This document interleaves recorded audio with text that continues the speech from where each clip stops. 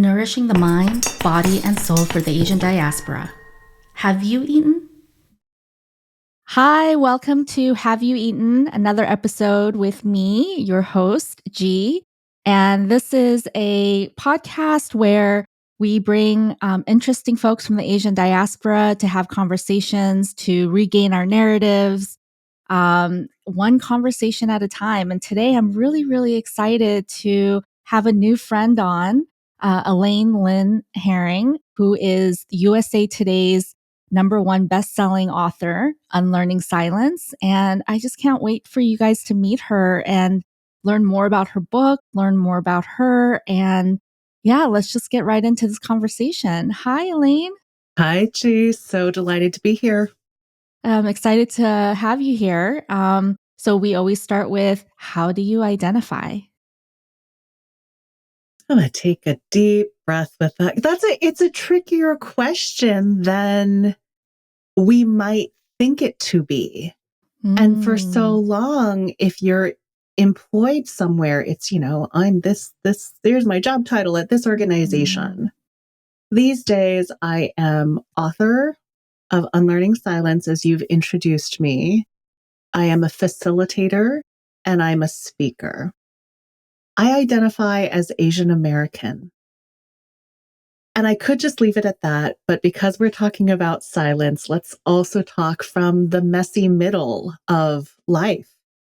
For most of my life, I identified as Chinese American, even though I was born in Taipei, Taiwan. My family immigrated to California 10 months after I was born. And so as I would speak and I would teach, I would say, as a Chinese American, this or that. And then I might mention that I was born in Taiwan. And I would have people come up to me to say, look, you're not Chinese American. If you were born in Taiwan, then you are Taiwanese American. So get your act together, essentially. And I went, oh, I don't know what to do with that. Some of it, I was born in Taiwan. I grew up in California.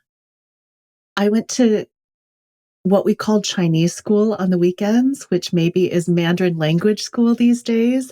And the very first lesson in Chinese school was 我是中国人,我是海外的中国人. In Mandarin is I'm a Chinese person. I'm an overseas Chinese person. And you unravel that and you're like, oh, was this all part of propaganda that I would identify as Chinese American rather than Taiwanese American? And so I am still working through all of that. I am lucky that my parents are still alive. So I've had the conversation of how do you identify? But it really gets to, I'm not American enough. I'm not Taiwanese enough. I'm not Chinese enough. Sort of what the hell am I? And so I, particularly in promoting the book, have gotten that question a lot of like, where are you from? And I know that question has meaning and baggage and implication in different contexts for so many of us.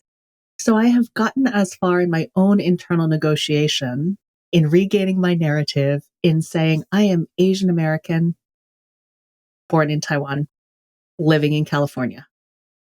Those are all factual statements that I can stand behind. And the rest of it that can feel so politicized, so personal, I'm still working through. And I'm letting that be enough because I think for so many of us, we are working through our own identities, particularly as we think about reclaiming our identities or our narratives around our identity from a place of agency rather than what other people tell us we are or should be. That's way longer than maybe you were bargaining for. No, that is perfect. And, something that you said earlier too about your job defining who you are too. Yeah, I mean, I'm thinking about how I even introduced you as an author. Yeah. Wow. Okay, that just hit on so many things for me. What's just off the bat. I see it like ping-ponging in your brain. Yeah, it's ping-ponging pretty fast in my brain right now. I first thought about how, what's interesting is no one's asked me how I identify. Well, and I've never you're talked founder about it. of Hello Happy, are you not? I am. But, back to what you were saying about the workplace and having that be defining of who you are for so many years, my self-worth and my value was so tied up to my job and not who I am. And who I am is empathetic and Mm. compassionate and kind and kind of a dork and, And proud of it. and proud of it. Like I wasn't proud of it before, but I sure as hell am now. That's who I am. I'm dorky. I'm kind of nerdy. Um, and so we don't talk about those types of things, right? It's more about what people see on the outside. And yeah, and what's really interesting too, just going into the book a little bit, Mm. this unlearning silence, but the fact that we learned silence. Mm-hmm. And I thought about how in kindergarten, I used to get in trouble so much. Like my name was always on the board for talking, like always. And I was always talking back to the teacher, but in a like what I thought was a funny way, to make people laugh. I would always talk to my neighbor. I always had something to say. So it's And unsurprising that you're now having conversations on a podcast. yeah. But I learned silence, right? As a little girl, as an Asian American little girl with immigrant parents, I was told, we're supposed to be seen and not heard, right? Yeah. Um, so I'm curious, in the book, if you talk a little bit about that, you talk Mm-hmm. about the learned silence Mm-hmm. and tell us more about that. Tell us where Mm-hmm. that comes from and like what you've learned around Yeah. that. Our conversation about how you identify about your job titles is actually a perfect entry point into it because we exist in this world in which it seems like we have to fit into a box. And as Mm, much as we might say, my job is not my life or my title is not my worth, how often, even from registering for a conference, you've got to put your title and your workplace in there. And that's the first thing people see about you. And then the assumptions and judgments that they make about you right away. How much there's not room for a narrative in those boxes. And yet we each need discrete pieces of information to quickly sort of place people. I mm, used to be a managing partner. I was the first non-white partner at a global leadership development firm. I could say I was a lecturer on law at Harvard Law School. I have all of these different titles of the past that I could go to and in certain contexts use. And so often when I'm introducing myself, I go back to I'm human. mm-hmm, Because when we look at all these titles, we forget that each of us are human. And so we treat each other like the stereotype, treat each other as our perception of the title. What does that have to do with silence? There's the meditative silence, the pause between stimulus and response that gets us to more clarity. All of that is good. Deep breaths, yes. And there is silence where you are either told, like you were in kindergarten or by your parents or by other people, essentially to shut up, mm, that your voice, meaning your thoughts, your actions, your insights are not worthy. They do not matter, whether that's because of your gender or perceived gender or your race or perceived race or any number of other apparent or non-apparent identities. You're somehow less than. You don't matter as much. And particularly as an immigrant, right? There's this, how do I assimilate to the country that I am in so I don't stick out more? How many of mm, us have been told by our parents or even by kids in the lunchroom, like your food is stinky. And so we leave the delicious food with the kimchi that we have or, the seaweed at home and go with, I don't know, peanut butter and jelly? And what parts of ourselves do we silence over time in order to fit in order to be accepted? And what do we lose in the process? So that's the silence I'm talking about that, I came to this in part because I was always that kid and then that professional that was told, speak up, use your voice. You've got to add value. Otherwise, why are you in this meeting? And would get the advice, just speak up, like say it, just do it.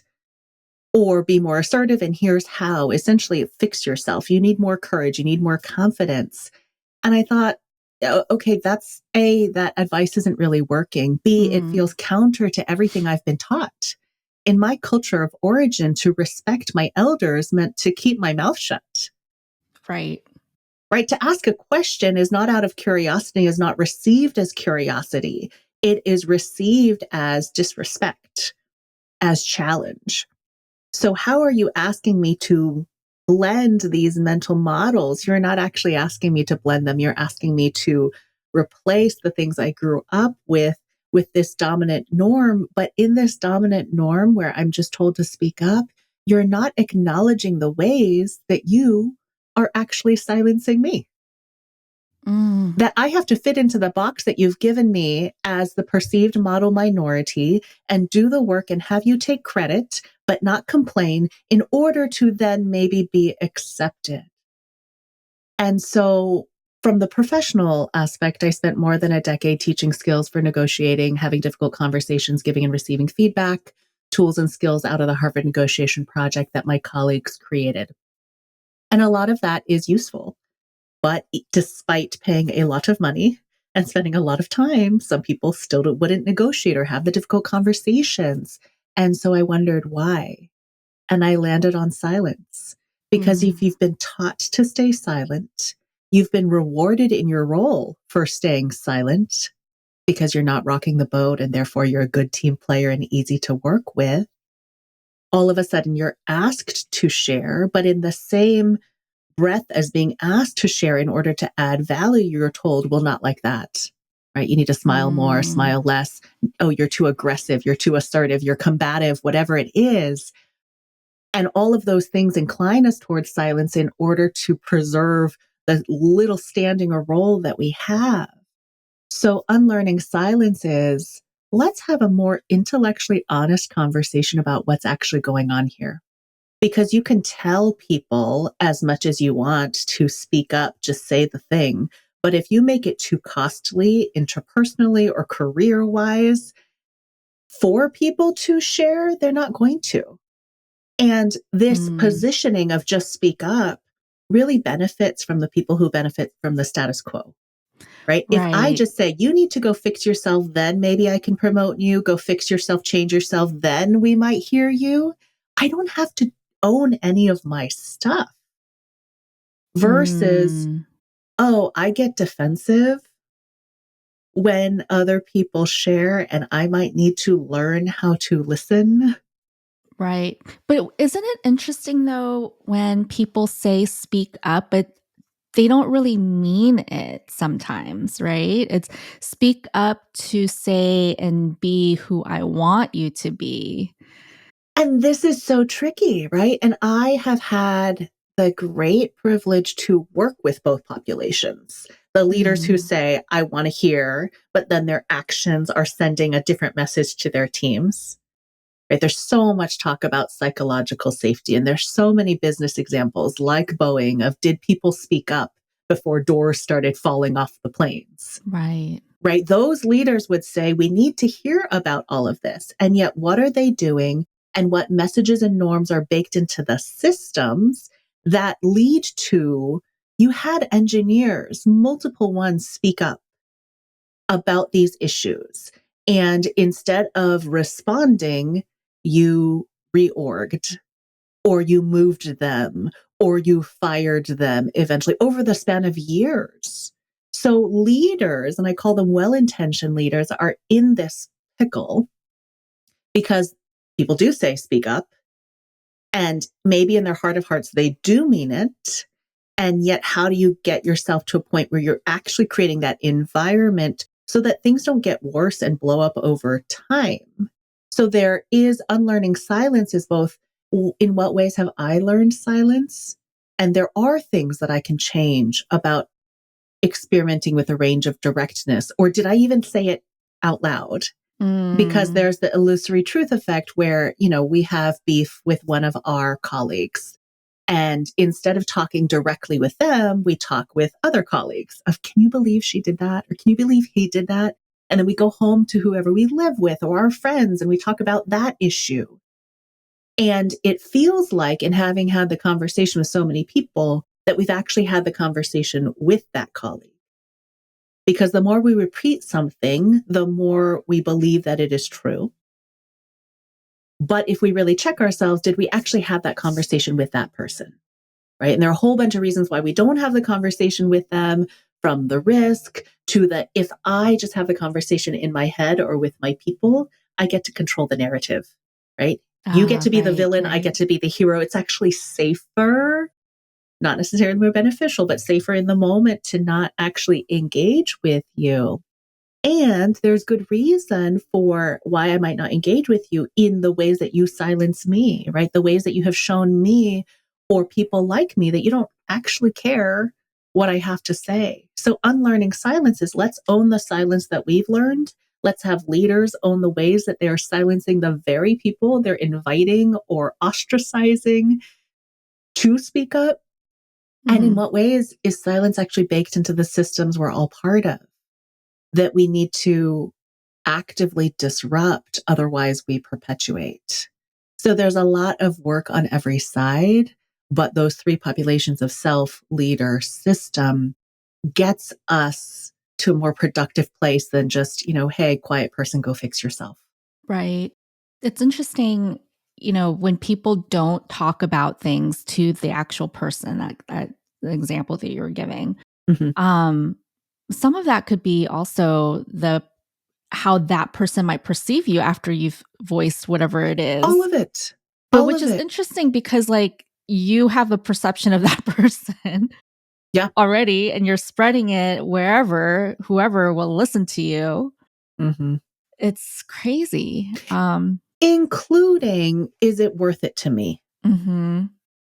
Is it worth it to me to say something, to work on that relationship, to invest in that relationship? This could be at work or at home, right? How many of us haven't said things to our parents or to our siblings or our elders, in part because that we just don't do that. But everything takes energy and we only have so much bandwidth as human beings. So it does feel like we're picking our battles. Now, the thing that is different is if we knew that that colleague would receive us well, would appreciate us, would say, gee, oh my gosh, thank you so much for raising that. Tell me more. How can I help? What can I change? Right? For us to hear each other with humility and with curiosity would fundamentally change whether it's worth it to me. Right? So often we're bracing for you're going to get defensive and then you're going to go tell other people about me. Then I'm going to be that troublemaker and not perceived as a good troublemaker. Right? But if we were to receive one another well, it actually would change that calculus, that interaction, that team, that culture, and get us to that place of mutual understanding, of more solid data, understanding what's actually going on rather than just saying what we think the people above us want us to say. And of course, in personal relationships, to actual intimacy, to being seen, known, and heard. Right. Right. I mean, I think to your point, curiosity is a big, important thing, right? Mm-hmm. There's the fear, I think, that counteracts that curiosity. That you've already made up your mind as to what's going to happen. So there's this fear, right? But if you enter things in with curiosity, then you haven't already set the stage to what is, because you don't know. Yeah. And who in these work dynamics in particularly, who is asked to be curious? Because I see that as well, right? You see senior leaders saying, y'all downwards need to be curious. Mm-hmm. You need to exhibit humility. Well, leaders, do you do that as well? Because there is a lot that you cannot see and do not know. And so my stance is everyone's perspective is legitimate and limited. Limited and legitimate. We need each other. And so often we're hesitant to say something because we fear the rebuttals, or we fear that, my senior leader is going to see it differently. Well, one way of owning that is just to say, from where I sit, that timeline doesn't make sense. What does it look like from where you sit? Because maybe it does make sense. Maybe you know something I don't know. Maybe you have access to resources I don't have. But it doesn't discount that from where I sit, from what I can currently see, it doesn't make sense. So can we own our own purview of the world and be curious about others, and that curiosity is a mutual, reciprocal curiosity rather than a curiosity that is mandated to the underlings beneath us? I love that, because that actually works so well in personal relationships too, because there's baggage, there's Oh my history God, that we totally. may not know about the other person. So coming at it from that perspective, I think, is so healthy and could open up so many conversations and doors. Mhm. Um, One of the things that you mentioned in the book too is how silence can be positive. Mhm. Can you talk a little bit about that? Yeah. Chapter 3 of the book is titled When Silence Makes Sense.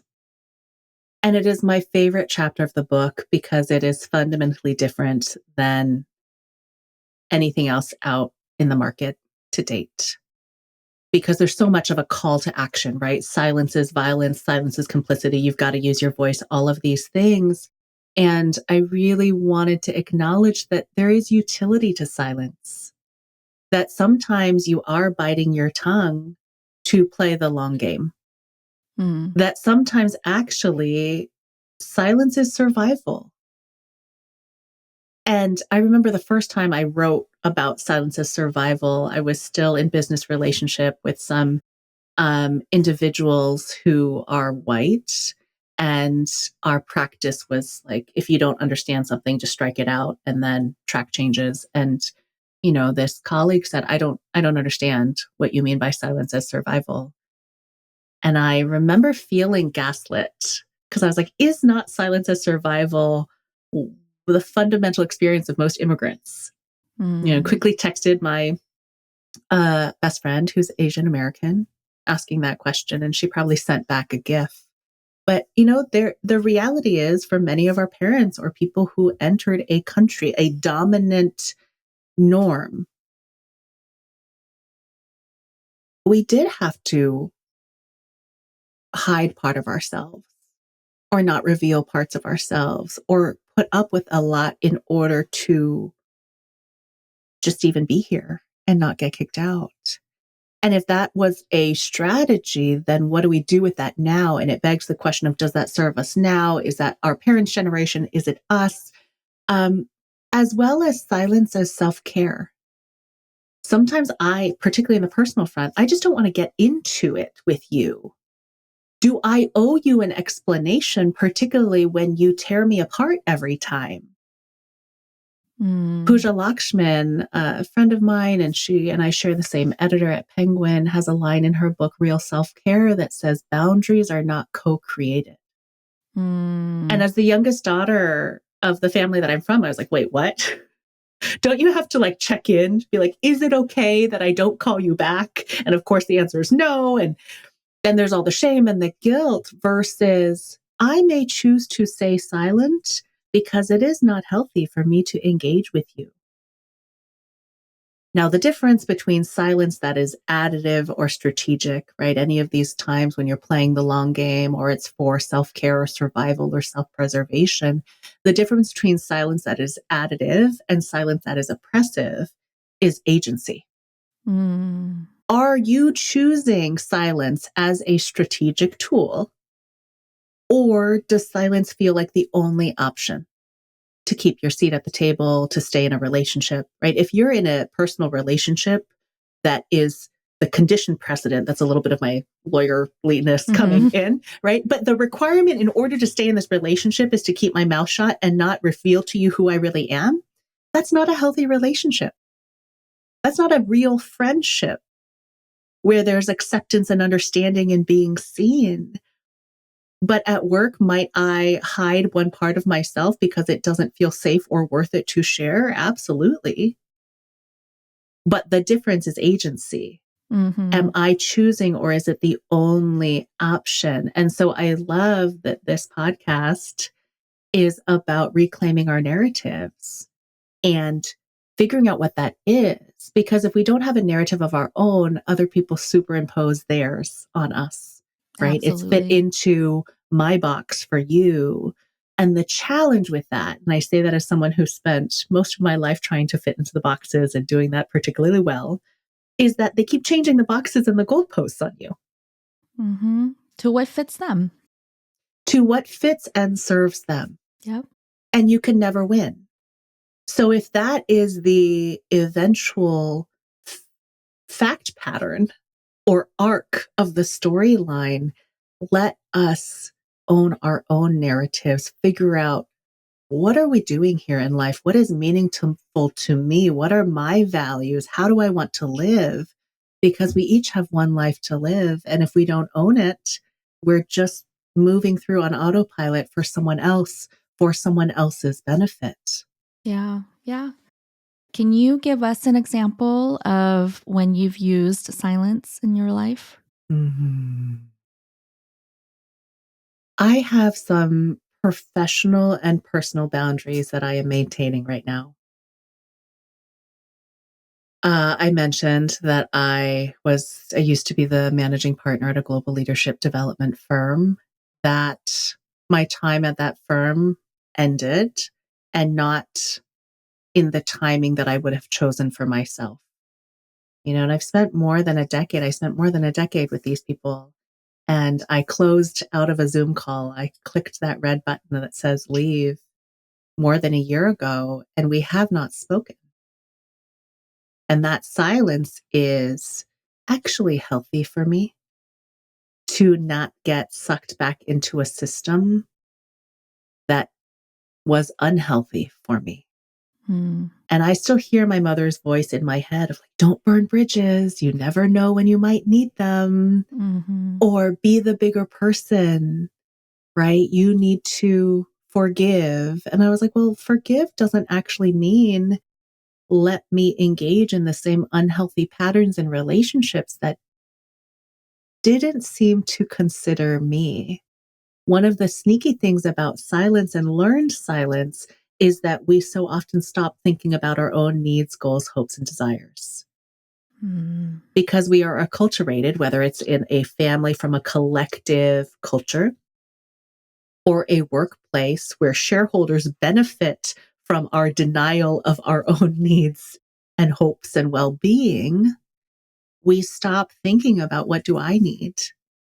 And of course, no one else is thinking about it either, really tending to your own needs. And so we silence the very intuition, the very, things that our bodies needs, like even just sleep, right? Let's push through, let's caffeinate. It's so much part of our culture versus, what do I actually need? And how do we bring that into the conversation? If not the external conversation, at least the internal conversation with ourselves.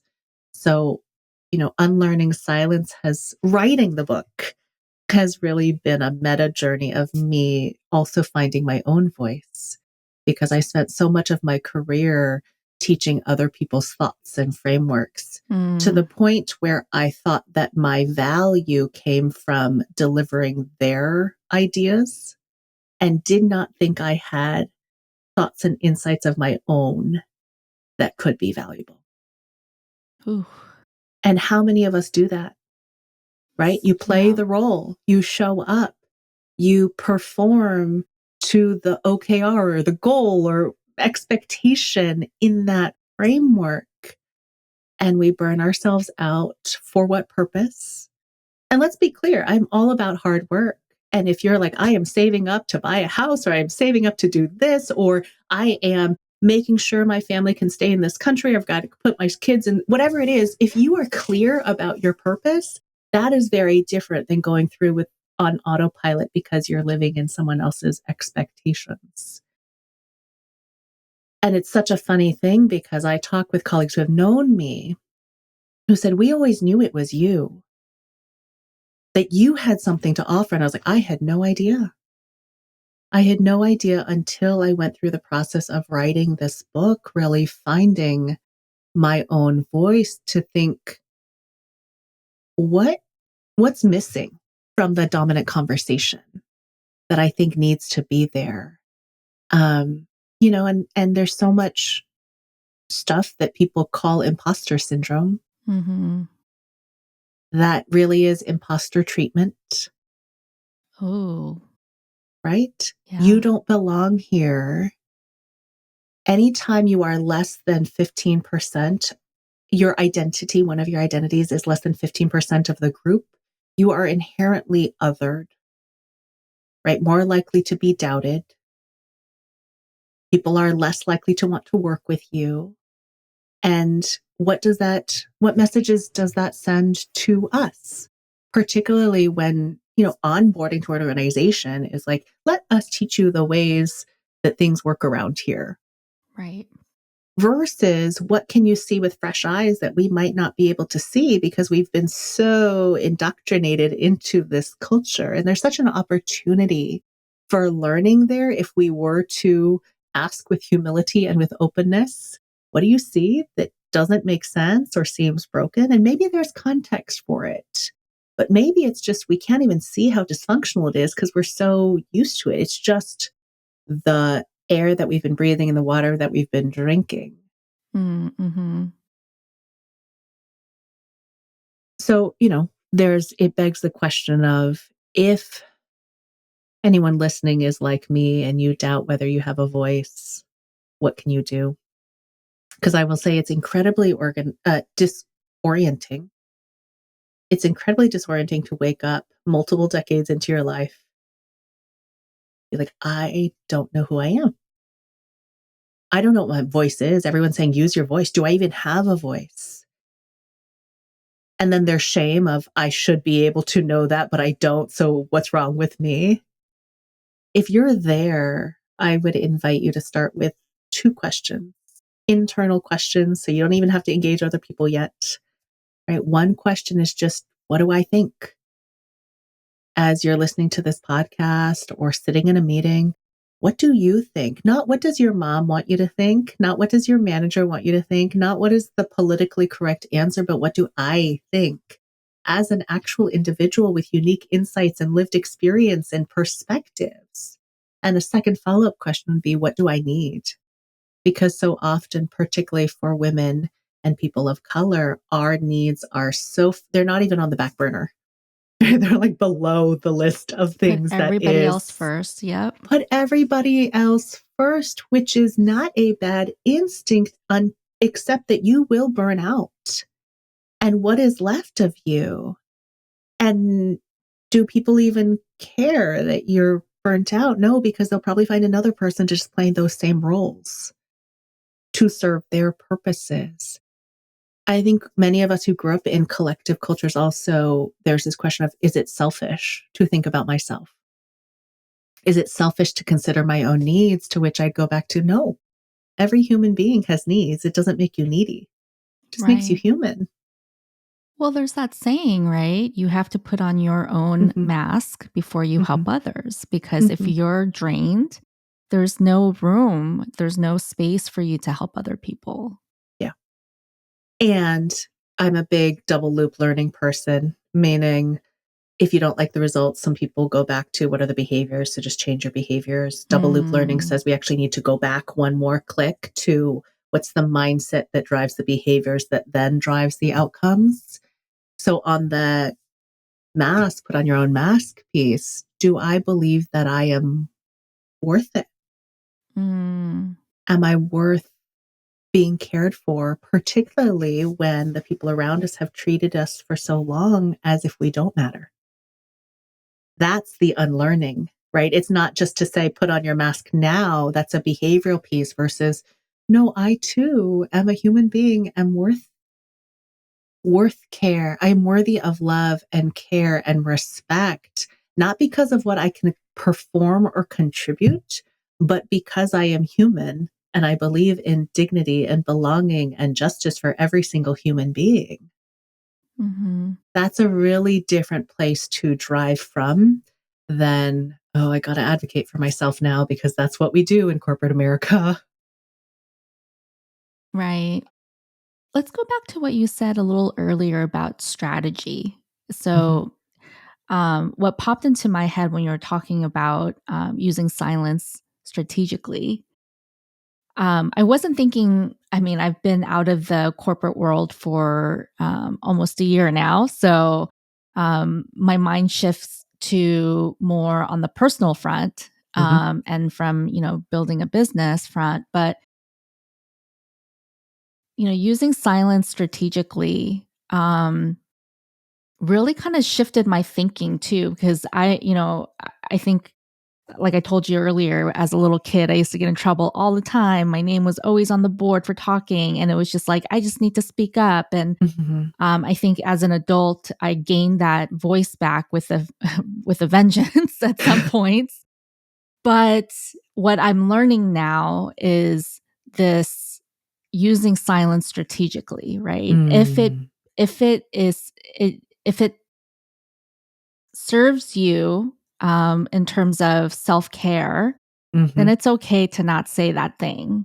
mhm, And at close to 50 years old, I am just learning that, mm, where I don't need to voice every little opinion. I don't need to, because it's mm, not going to do anything positive for that other person. mm, And at the end of the day, it's not going to be positive for me.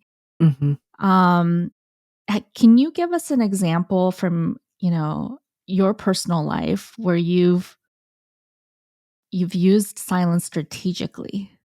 Ooh, there are so many. And it's also an acknowledgement that we each are at a different spot in our journey, right? A big part of my learning curve, unlike you, because I was the quiet one in class. I never got in trouble. Hmm. It was model minority myth incarnate. My learning curve was actually experimenting with saying something, with making asks. The first thing that comes to my mind around strategic silence is once you say something, you can't take it back. Mm. And certainly in our personal lives, right? Do we speak out of anger? Are the words driven in anger or have we thought about it? That's where that silence, the pause between stimulus and response, right? Someone insults you. What do you do in the moment? And so often staying silent in the moment can feel like weakness because you've got to push back, you've got to fight back. Otherwise, the comment stands or the jab stands. What do you want to do in that moment? Because there's also what does it look like from the outside that might be perceived as silence, but you're engaging your stakeholders, right? Is there Mm. someone else who could actually be more effective in getting through to that person than you? In that voice is not just the words we say in a meeting or don't say in a meeting. Voice is how we move through the world. And each of our voices is Mm. going to look different. So often it seems like, well, you got to speak up. Just means like go head to head, toe to toe with someone else. But that may not make sense. So a lot of times for me, strategic silence is, you know what is, given what I know, how likely are they to hear it from me? And if they can't hear it from me based on their own bias, right, which is their business and not necessarily for me to fix, or do I have energy and bandwidth to engage with you today? Do I want to do it in the medium that you are engaging with, meaning real time conversation?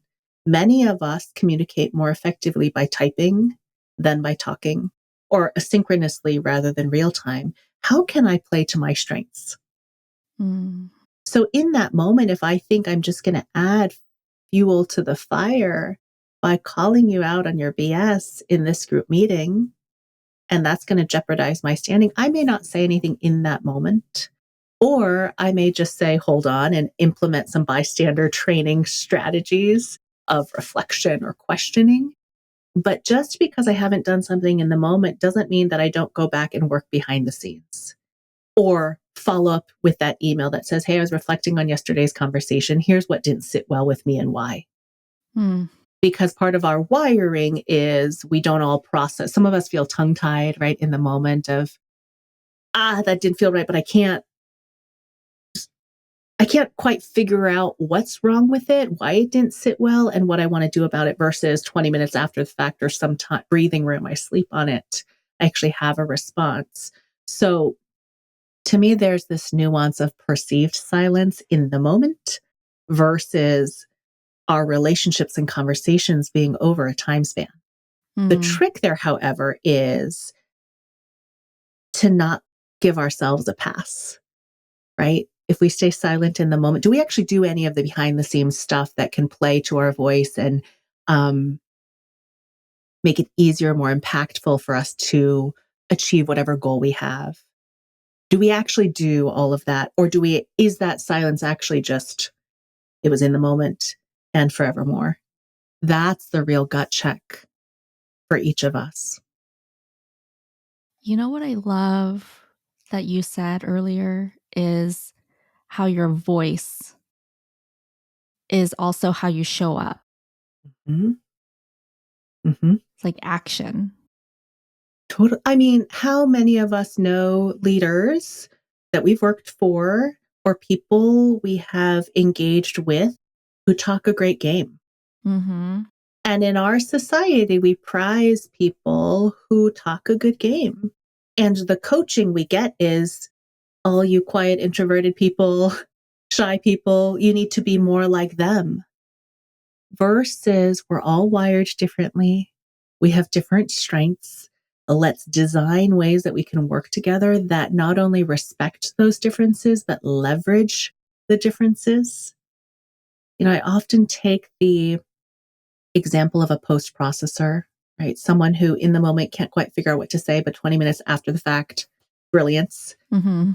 Do we just want the loudest and fastest ideas? Do we just want quick thinking? Or do we also want slow thinking? And be really honest about it. But each of our voices are going to look different. You know, I think a lot about artists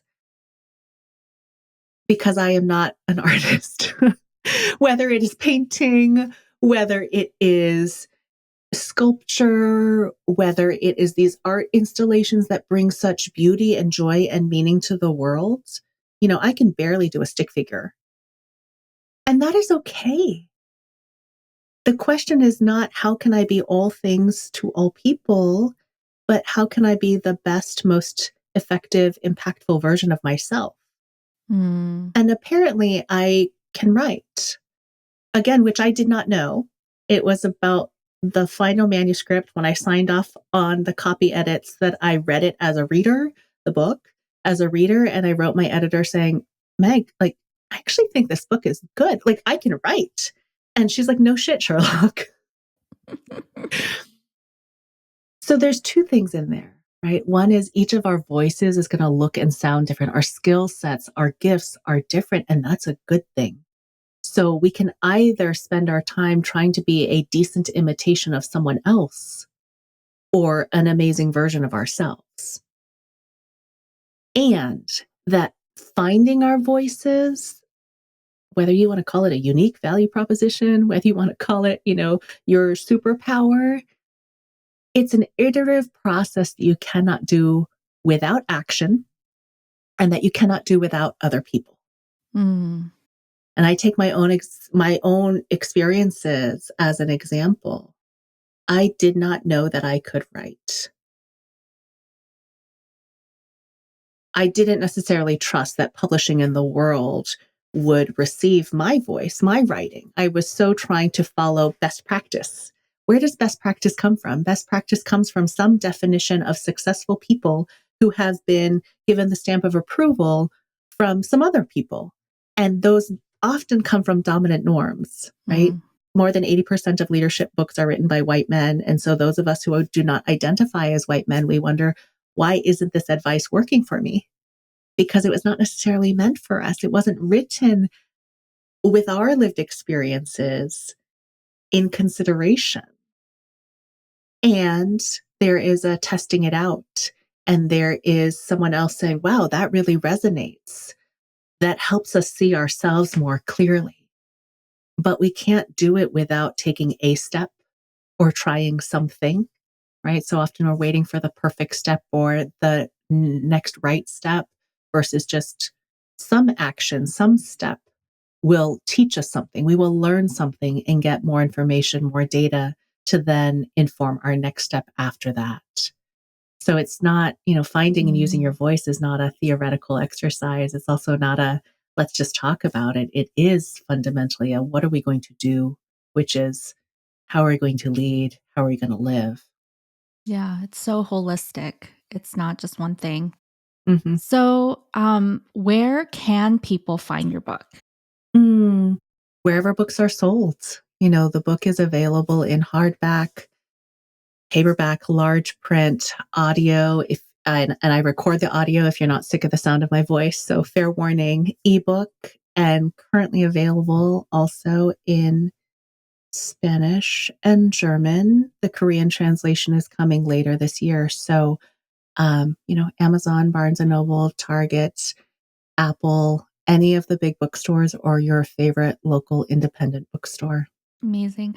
I actually listened to your book on audiobook, and your voice is not, I love listening to your voice for however many hours. It was very easy to listen to. And now I'm going through it the second time, but with a highlighter. So that's what I typically will do. I'll either read it or listen to it, and then I go through with a highlighter. Not all books, just the ones that I want to. So I'm honored that I made the cut. And something really special that we're doing for our readers is we're giving away 3 copies, signed copies. So you'll get more information on how to win one of your copies.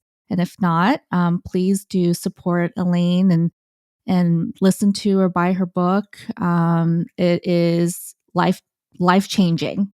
I thought it was incredible, and it really put in a lot of thinking about silence and what it means. Like I mentioned, chapter 3 was life changing for me.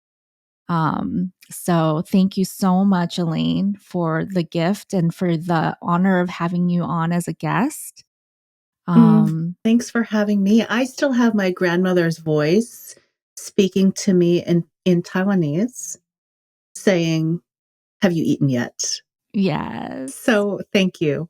Yes. Thank you for sharing my story and sharing so many more of our stories so that we can truly own and be inspired by each other. Thank you.